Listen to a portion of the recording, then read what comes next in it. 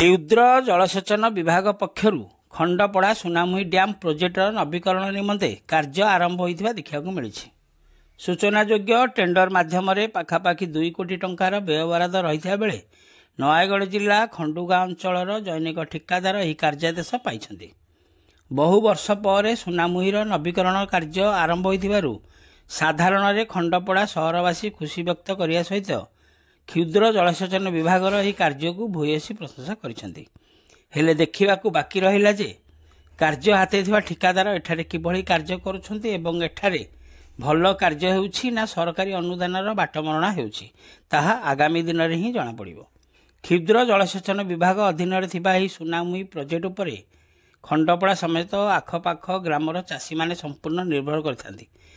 तेणु यह प्रोजेक्टर कार्य तदारख दायित्व थिबा कनिष्ठ जंत्री और विभागीय कर्तृपक्ष स्वतंत्र दृष्टि देवाई साधारण दाबी होछि। खंडपड़ारू संतोष कुमार साहू रिपोर्ट, खंडपड़ा खबर।